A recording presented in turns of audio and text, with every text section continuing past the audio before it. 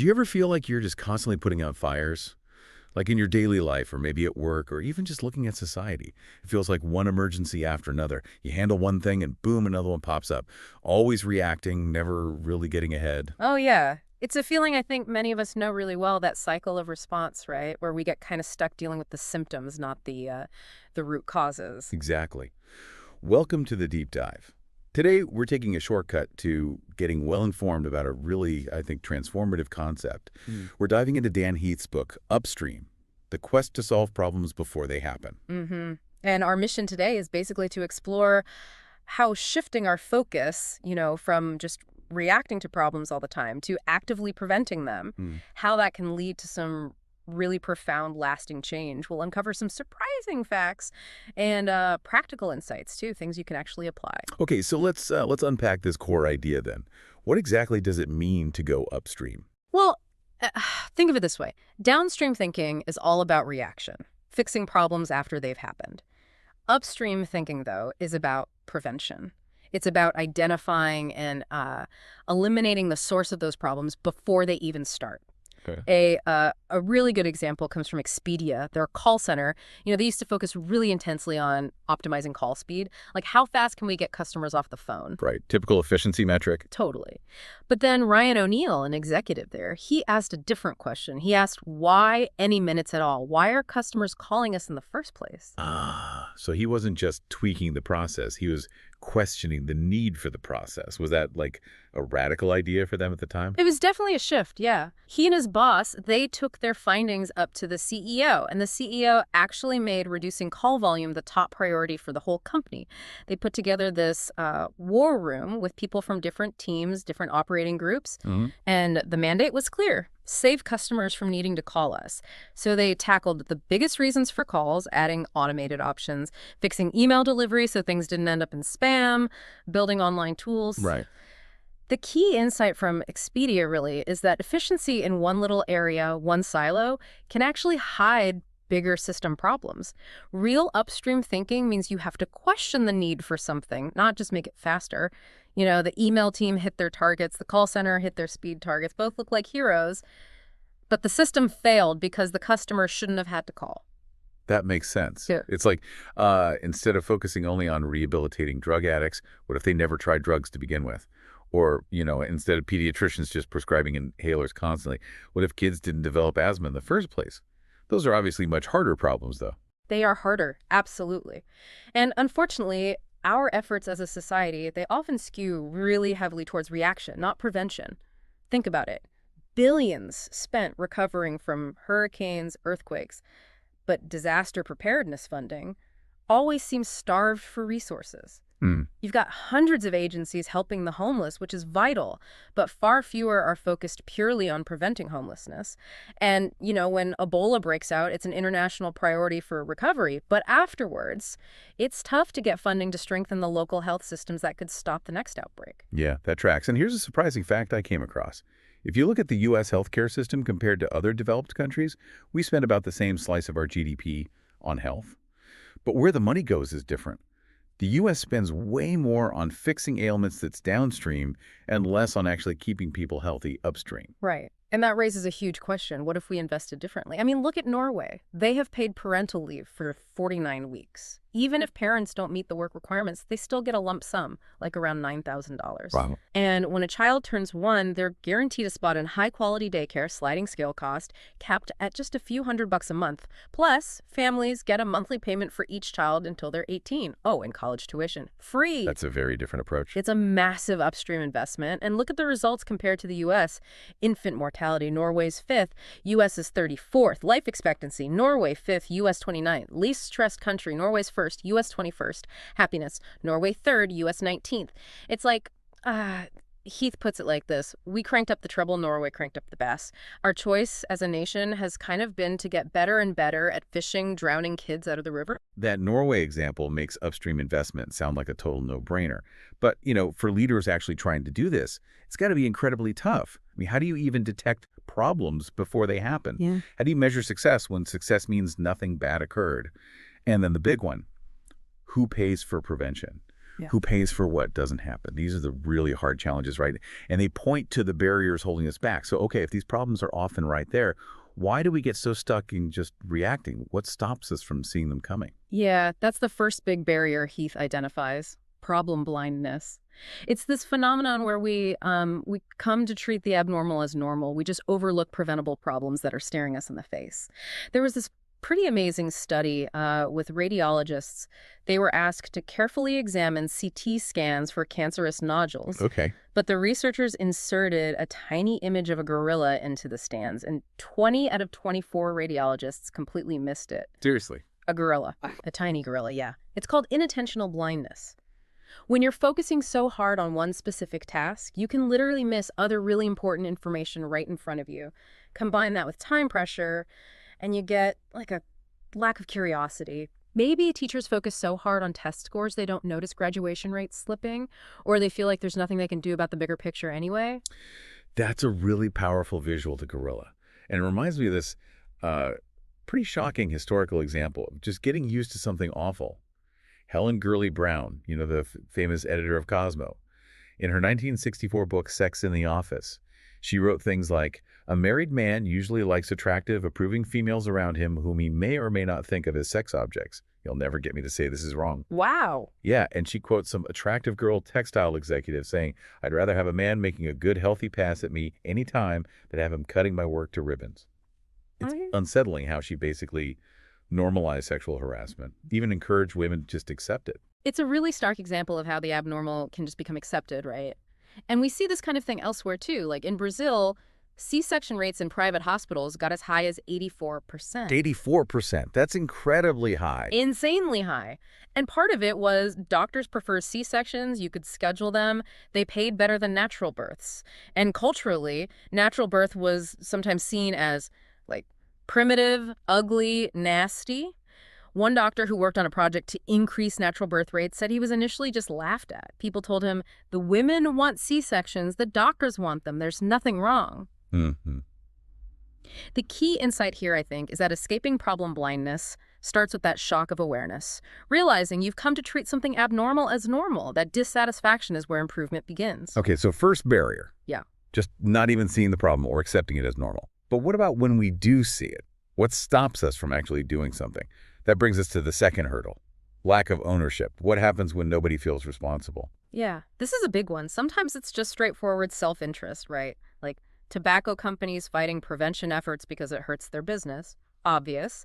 But other times it's more about fragmented responsibilities. Like at Expedia, lots of different groups touched customer support calls, but no single group really owned the overall problem of reducing the number of calls. Right, everyone's doing their piece, but no one owns the whole outcome. Exactly. Or sometimes people just feel like they don't have the legitimacy to act. Maybe a college student sees date rape as a huge problem, but wonders, is it my place to join protests led by women? That kind of thing.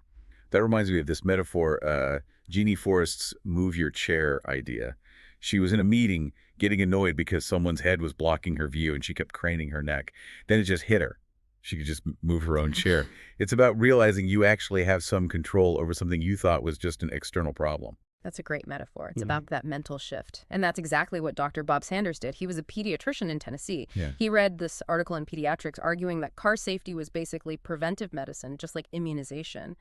And that provoked him. He decided, okay, I need to take ownership of child car safety in Tennessee. So one person decided to tackle it. Yeah. Back in 1976, legislation for car seats failed. But Sanders and his wife, Pat, they turned their dining room into a kind of war room, just lobbying like crazy. They had setbacks, like this ridiculous Babes in Arms amendment that made car seats optional for babies held by parents. Schindel, wow. Yeah, but they kept fighting. And in 1981, at a key hearing, two parents testified. One whose baby survived a crash because she was in a car seat, and another whose unsecured baby died. Sanders pointed out that 9 of the 11 kids under 3 who died in crashes that year were being held in their parents' arms. That testimony was powerful. And eventually, Tennessee became the first state to require car seats, thanks in large part to their tireless ownership. That's an amazing story of personal ownership leading to huge change. And another example that comes to mind is Ray Anderson, the CEO of Interface, the carpet company.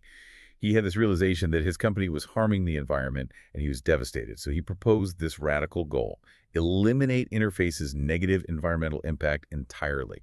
Zero. He rallied his whole team by asking, basically, if not us, then who? Why not us? He chose to own this massive problem that easily could have been dismissed as, too big for just one company. Okay, so we need to see the problem, and someone needs to take ownership. But what happens when people are just overwhelmed, juggling too many problems at once? This leads to the third barrier, right? Tunneling. Exactly. It's a concept from psychologists Eldar Shafir and Senhil Mullainathan. They call it tunneling.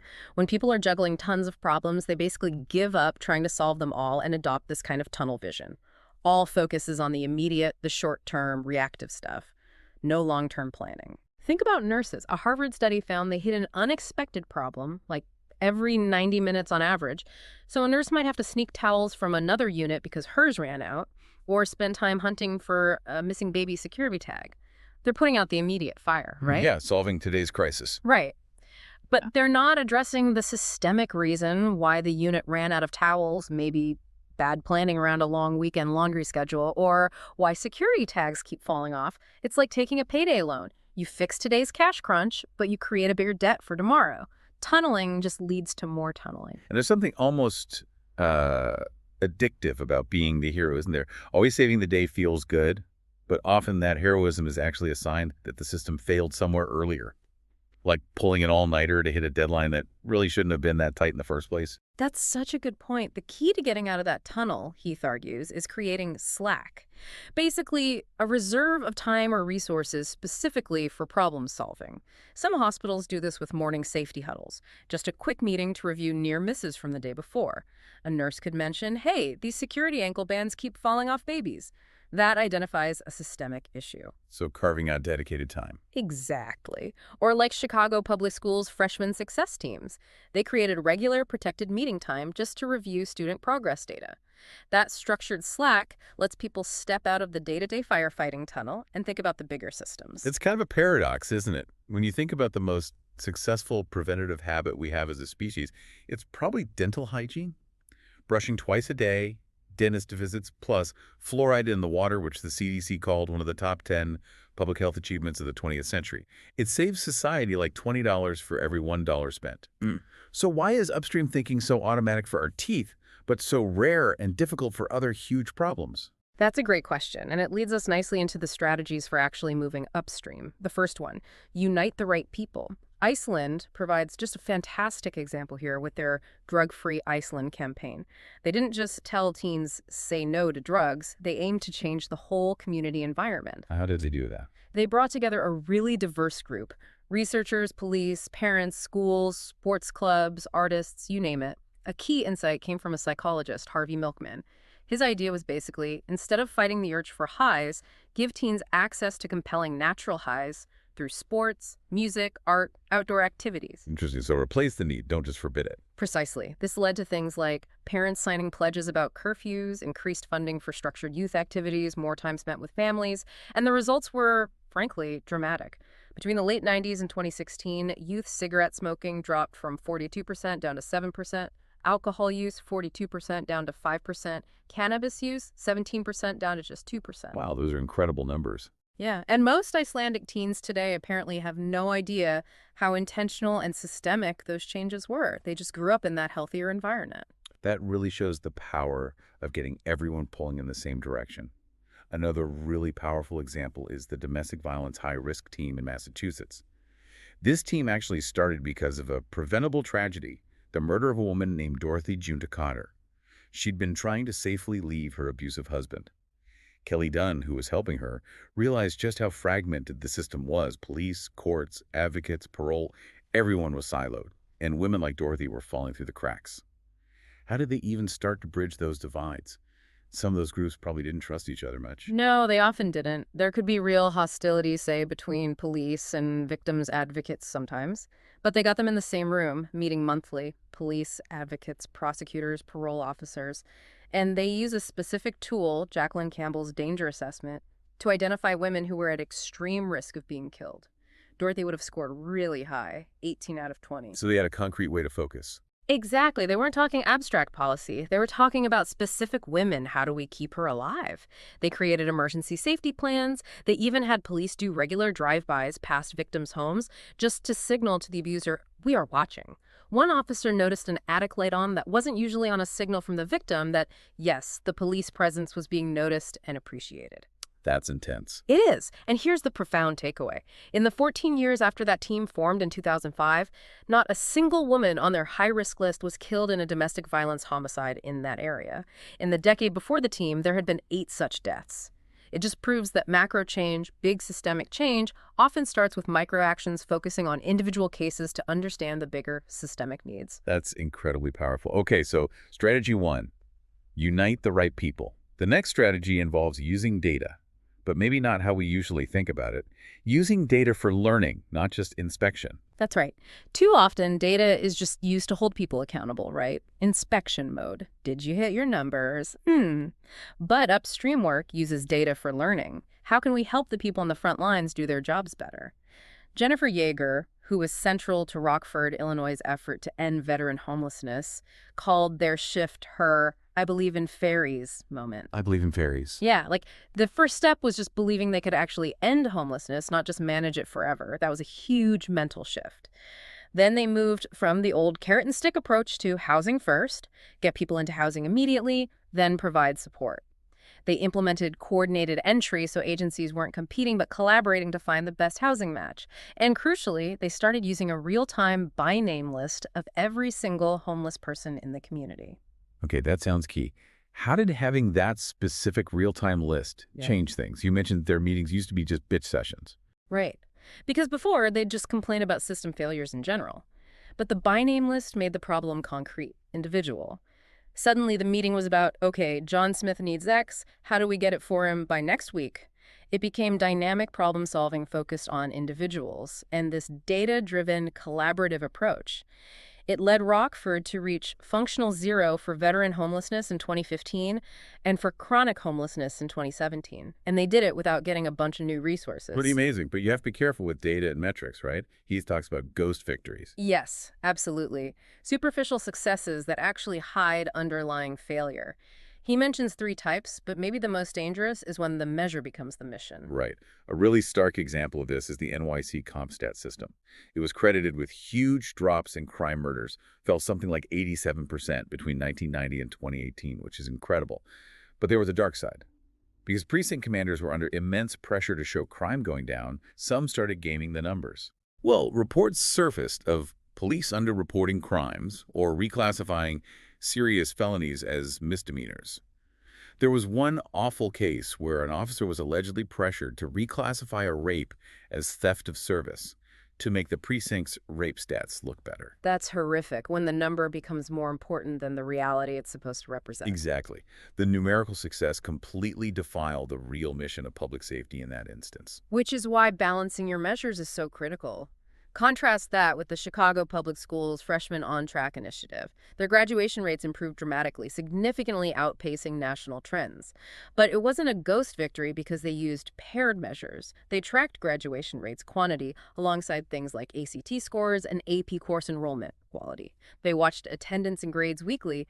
That pairing ensured they were seeing real systemic improvement, not just playing a numbers game. Okay, that makes sense. Paired measures. So strategy 3 brings us back to systems. David Foster Wallace had that great parable, right, about the fish swimming along. An older fish asks them, "Morning, boys. How's the water?" And after he leaves, one young fish asks the other, "What the hell is water?" The systems we live in, the water, are often invisible to us, but they shape everything. So the third strategy is about changing the system, changing the water. Exactly. And the most successful system changes are often the ones we don't even notice anymore. Think about fluoride in community water supplies. Totally invisible program, right? Yes. But it saves society, as you said, $20 for every $1 spent on dental costs. Huge impact. Or think about decades of auto safety improvements, seat belts, airbags, better road design, cracking down on drunk driving. All those things together drop traffic fatalities from about 5 per 100 million miles driven down to 1. Those weren't individual acts of heroism. They were deep systemic changes to the water of driving. And businesses do this too, sometimes in clever ways. Like fast food places putting smaller holes in their trash cans so you can't accidentally throw away the tray. Right. Simple system tweak, Problem solved permanently. Or that Dutch bike company, Van Moof. They were having problems with bikes getting damaged during shipping, so they started printing pictures of flat-screen TVs on the boxes. Seriously. Why? Because couriers handle TVs more carefully. It apparently reduced shipping damage by 70 to 80%. Just change the perception, change the system. So it makes you think, right, what's the invisible water you're not seeing in your own home life or at work that might be shaping things in ways you don't realize? It's a great question. And what's really interesting is that changing the system often starts by empowering the people within it. Take Fresno Building Healthy Communities, or BHC in California. They worked in historically underserved neighborhoods, mobilizing residents to fight for policy changes. They pushed for a new parks master plan, got the school district to open up 16 school playgrounds for public use after hours, even got climate change funds reallocated from a high-speed rail project to local community needs. So ground-up system change. Yeah, it's a long game. The benefits will mostly accrue to future generations. But they're fundamentally changing the system, shifting the odds, changing the water for people in Fresno. Okay, so if we unite people, use data well, change the system. Yeah. How do we know where to focus our efforts for the biggest bang for the buck? That brings us to strategy 4, hunting for those leverage points and building good early warning systems. How do you find those small changes that can create big results? Well, the University of Chicago Crime Lab offers a great example. They didn't just rely on common sense about, say, gang violence being the main driver. They really immersed themselves in the data, poring over things like medical examiner reports. And that led them to identify impulsivity, split-second bad decisions in tense situations as a really key leverage point in the cycle of violence, maybe more so than organized gang activity in many cases. Interesting. So not the usual suspect. Right. And that insight led them to fund a program called Becoming a Man, or BAM. It combines mentoring and support with cognitive behavioral therapy techniques to help young men pause and think differently in those high-stakes moments. And a randomized control trial, the gold standard, showed that BAM reduced arrests for violent crimes by 28 to 35% in just its first year. That confirmed impulsivity was a critical intervention point. That's a fantastic example of finding a leverage point. Now, shifting gears slightly to early warning systems, how can data help us see trouble coming before it hits? Yeah, there are some cool examples here. Northwell Health EMS in New York uses historical 911 call data to predict where and when calls are likely to come from, so they can strategically position their ambulances before the calls even happen. This gets them faster response times like 6.5 minutes versus the national average of 8, and significantly better survival rates for cardiac arrest patients. So active deployment. Exactly. Or Japan's earthquake detection system.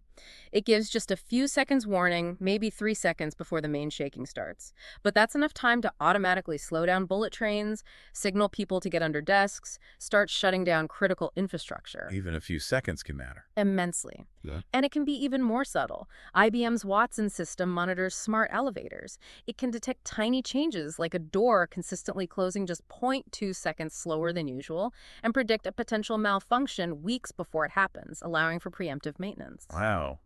But it's not always about high tech, is it?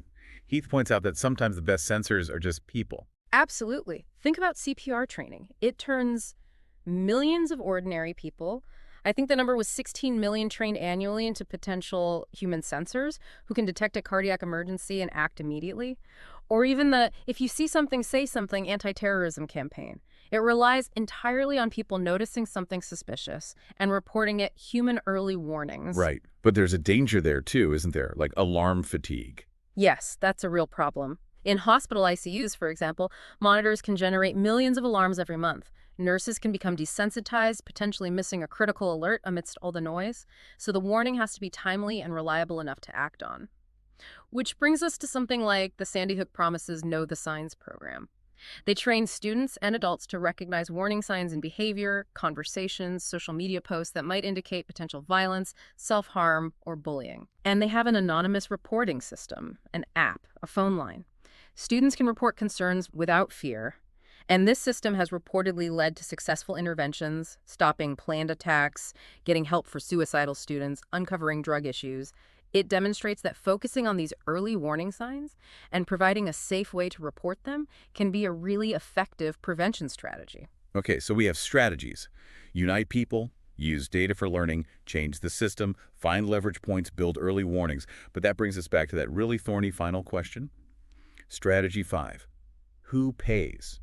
Who is going to fund prevention, pay for what doesn't happen? Yeah, this is often the biggest hurdle. Public health, for instance, often suffers from what's basically a punishment for success. Mm, If public health agencies do their job well and keep people from getting sick, their budgets often get cut because the perceived need goes down. It's perverse. that's crazy. And then there's the wrong pocket problem. This is huge.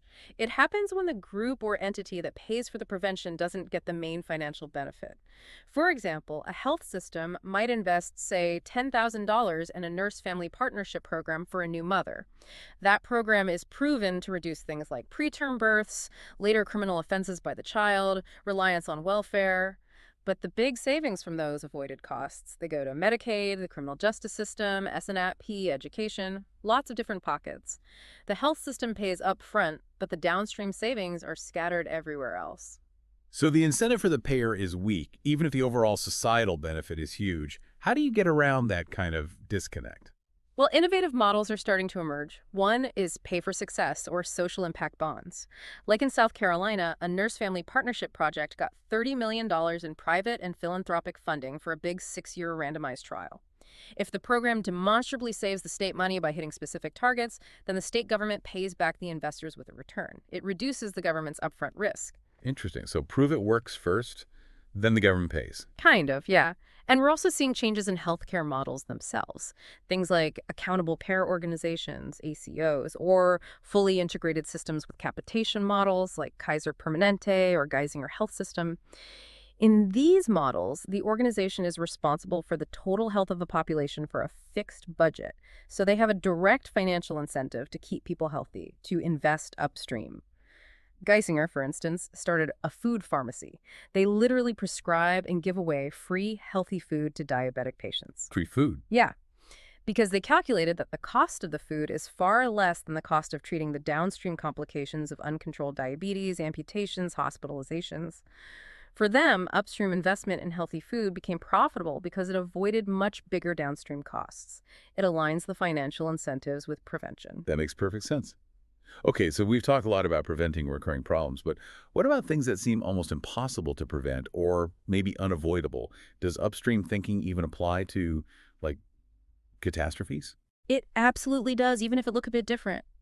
Take the Y2K bug. Back in the late 90s, there were these dire warnings about potential global chaos when computer clocks rolled over to the year 2000. This prompted this massive global effort, billions spent updating code. And then January 1st, 2000 came, and mostly nothing happened, which led some people to say, see, it was all hype. Right, I remember that, the big nothing burger. But that's a classic example of the prophet's dilemma. The dire prediction prompted the very actions that prevented the prediction from coming true. The upstream work worked, so the downstream disaster was avoided. Oh, okay, that's a good way to frame it. And maybe a more tangible example, Hurricane Pam. What was that? Hurricane Pam was a simulation exercise held in 2004, modeling what would happen if a massive Category 3 or stronger hurricane hit New Orleans directly. The simulation revealed huge gaps in evacuation plans, shelter capacity, communication, and the lessons learned from Pam directly informed and significantly improved the real evacuation plans when Hurricane Katrina hit just 1 year later. Thousands of lives were likely saved because of that upstream preparation drill. So practice simulation that's upstream work for unavoidable events. Exactly. It's about mitigating the harm. But here's the kicker. Heath reveals that FEMA, in a stunningly short-sighted move, had actually canceled follow-up exercises to Pam scheduled for 2005 to save a measly $15,000. You're kidding, $15,000? $15,000. Pennywise, billions of dollars foolish when Katrina hit. It just perfectly illustrates that ingrained bias towards downstream reaction and against upstream investment. Unbelievable. And for really, really far-fetched but potentially catastrophic risks.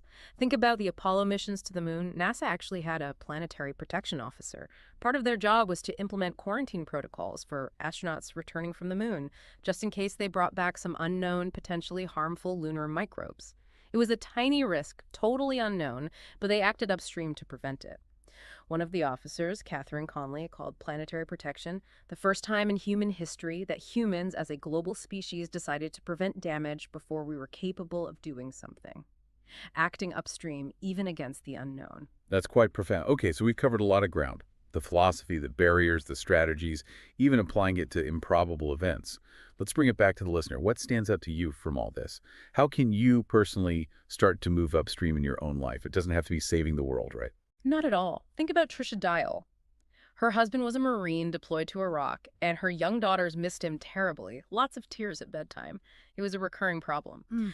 So she created daddy dolls, stuffed dolls, with a pocket for his photo and a little voice recorder where he can leave messages. It comforted her daughters, solved that recurring bedtime problem. That's a personal upstream solution. That's lovely. And it's about recognizing those recurring problems you've maybe just come to accept, that problem blindness again. Yeah. Like someone Heath interviewed described the daily stress of finding a parking spot at work, just this constant low-level anxiety. So they decided to adopt a VIP parking spot, way out in the back of the lot, always empty. Eliminated the daily search stress, freed up mental energy, got a few extra steps in. Simple, personal, upstream win. Yeah, it's about identifying those pebbles in your shoe.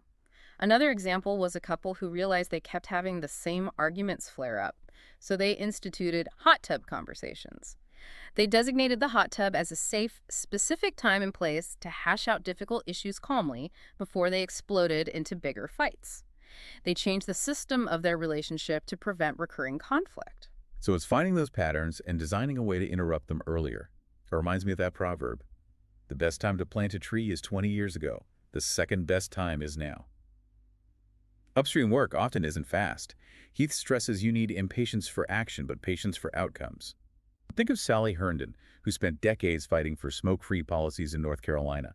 It took her team 10 years just to get ordinances passed in about 1/10 of the state's districts. Chip, chip, chip away. Right, long, slow work. But then, the momentum shifted, and eventually they achieved statewide smoke-free bans in restaurants and bars. It was inch by inch, then yard by yard, then miles. Systemic change takes time. And remember, that macro change often starts with understanding the micro, whether it's knowing homeless individuals by name or identifying specific women at high risk of violence. And maybe the most powerful reminder of why this matters comes from a story about a retiring actuary. He wrote this letter to the Centers for Medicare and Medicaid Services. He pointed out that one of their policies for calculating cost savings implicitly valued patients dying sooner because it saved Medicare money. Oh, that's grim. It's incredibly grim. And he wrote, very simply, calculators are appropriate for determining how much doctors and hospitals should be paid. Calculators are not appropriate for determining how long people should be allowed to live. It's a stark reminder that even seemingly quiet, technical, legalistic upstream changes how we write policies. How we structure incentives can have profound life or death consequences. That really lands. Wow. So wrapping up then this upstream thinking, it's not just about stopping bad things from happening.